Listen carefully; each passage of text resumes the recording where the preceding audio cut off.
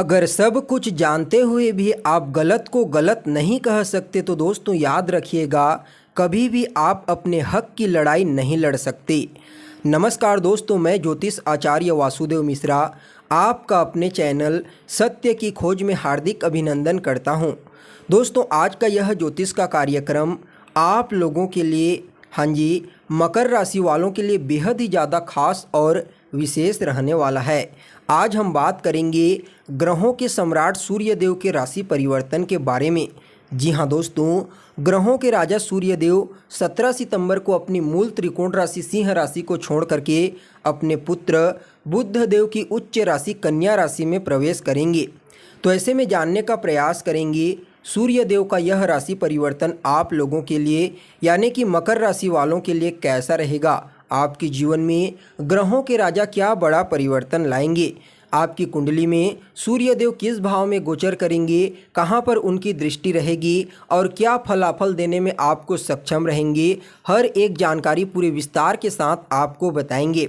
दोस्तों यह जो ज्योतिष का कार्यक्रम है यह आपकी जन्म की राशि चंद्र राशि पर आधारित है। अगर आपको अपनी जन्म की राशि मालूम नहीं है तो आप इसे अपनी प्रचलित नाम राशि के आधार पर भी समझ सकते हैं। और दोस्तों अगर आप अपनी जन्म कुंडली पर हमसे परामर्श लेना चाहते हैं तो वीडियो के डिस्क्रिप्शन बॉक्स में और वीडियो के अंदर आपको नंबर मिल जाएगा, जहां से आप संपर्क करके अपनी जन्म कुंडली पर परामर्श ले सकते हैं। तो दोस्तों देखिए, सूर्यदेव जो होते हैं वह हमारे लिए बहुत ही महत्वपूर्ण ग्रह माने जाते हैं। सूर्यदेव के बिना इस संसार में किसी भी प्रकार से ऊर्जा की कल्पना नहीं की जा सकती।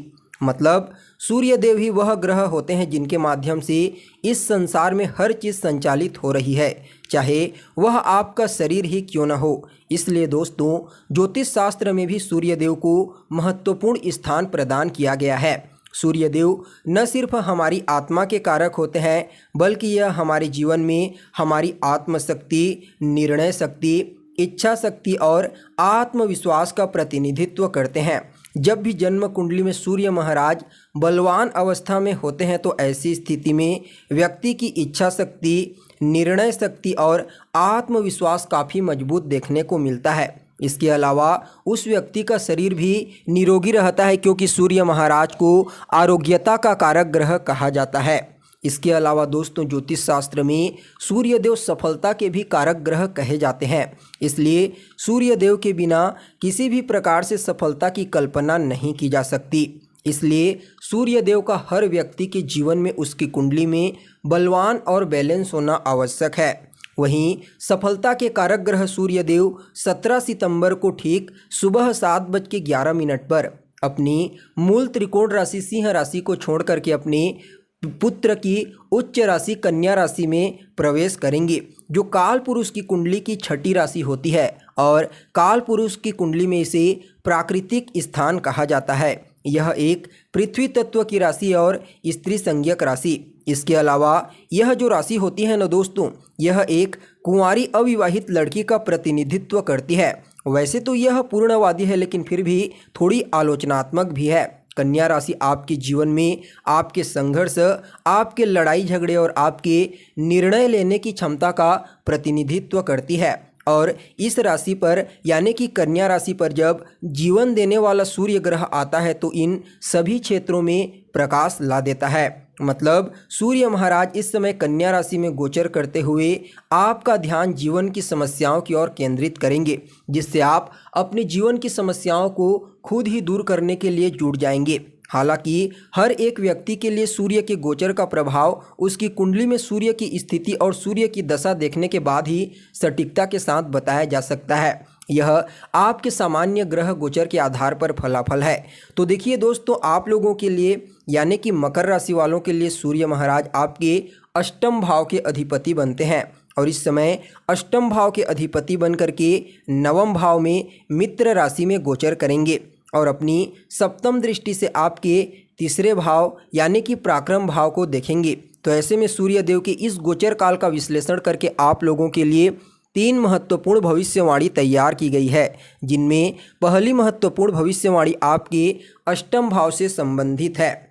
तो देखिए दोस्तों, जो अष्टम भाव होता है वह हमारे जीवन में हमारी रुकावटों का होता है, हमारे जीवन में आने वाली बाधाओं का होता है, परेशानियों का होता है, और जो जीवन में हम संघर्ष करते हैं उसी चीज़ को अष्टम भाव बताता है। और अष्टम भाव ही वह स्थान होता है जहाँ से हमें अचानक ही सफलता की प्राप्ति होती है, अचानक धन की प्राप्ति होती है। लेकिन अष्टम स्थान ही वह स्थान होता है जहाँ से हमारे जीवन में अचानक घटने वाली घटनाओं के बारे में भी विचार किया जाता है, चाहे अचानक बड़ा धन नाश हो या फिर कोई और चीज़ का नाश। इसलिए ज्योतिष शास्त्र में अष्टम स्थान को बहुत ही खराब स्थान कहा गया है।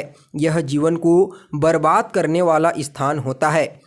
और जब दोस्तों सूर्यदेव अष्टम भाव पर गोचर करते हैं तो वैसे तो यह कई क्षेत्रों में लाभ प्रदान करते हैं, क्योंकि सूर्यदेव को अष्टम भाव में किसी भी प्रकार का दोष नहीं लगता।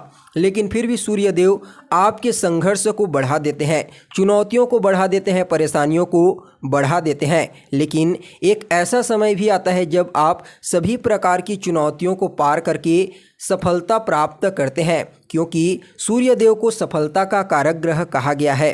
तो ऐसे में दोस्तों सूर्यदेव का अष्टम भाव के अधिपति बनकर के नवम भाव में गोचर करना आपके अष्टम भाव से संबंधित चीज़ों में इस समय आपको लाभ प्रदान करवाएगा। यानी कि अगर आप कोई रिसर्च का कार्य करते हैं, कोई खोज कर रहे हैं, तो इस समय आप लोगों को विशेष रूप से अपने कार्य क्षेत्र में लाभ की प्राप्ति होगी। साथ ही ज्योतिषियों के लिए भी यह बहुत ही महत्वपूर्ण समय रहने वाला है। इस समय उन लोगों को अपने कार्य क्षेत्र में विशेष सफलता की प्राप्ति होने वाली है।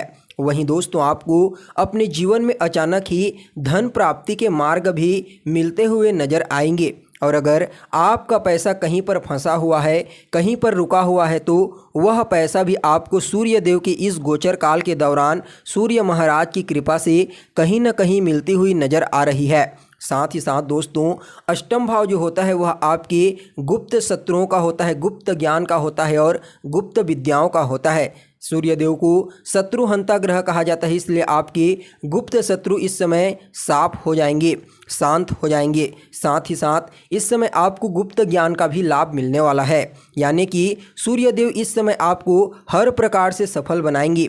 आपके जीवन में आने वाली सभी प्रकार की चुनौतियों, परेशानियों और बाधाओं से आपको मुक्त करते हुए जीवन में उन्नति और तरक्की के नए अवसर आपको प्रदान करेंगे। तो वहीं दोस्तों आप लोगों के लिए दूसरी महत्वपूर्ण भविष्यवाणी आपके नवम भाव से संबंधित है, क्योंकि सूर्य महाराज इस समय आपके नवम भाव में गोचर करेंगे।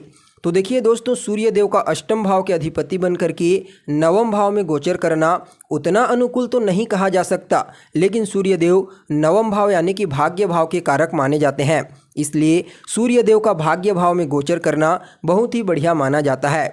तो देखिए दोस्तों जो नवम स्थान होता है वह आपके धर्म का स्थान होता है, आपके भाग्य का होता है, आपके पूर्व के पुण्यों का होता है।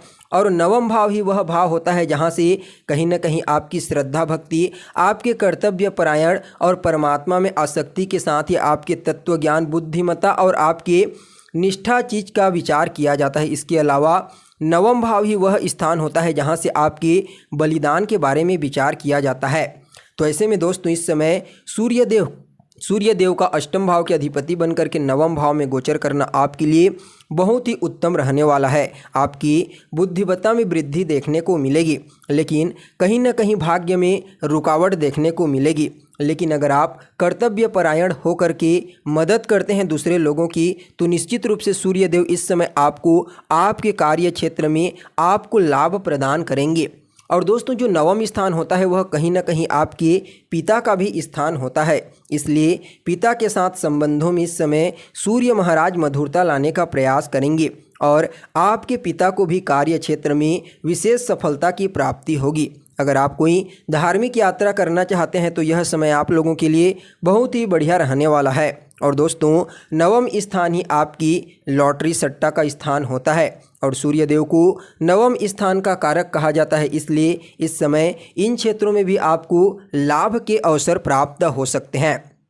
तो वहीं दोस्तों आप लोगों के लिए अंतिम और तीसरी महत्वपूर्ण भविष्यवाणी आपके पराक्रम भाव से संबंधित है, तीसरे भाव से संबंधित, क्योंकि सूर्य महाराज आपके नवम भाव में गोचर करते हुए आपके तीसरे भाव को सप्तम दृष्टि से दृष्टिगोचर करेंगे।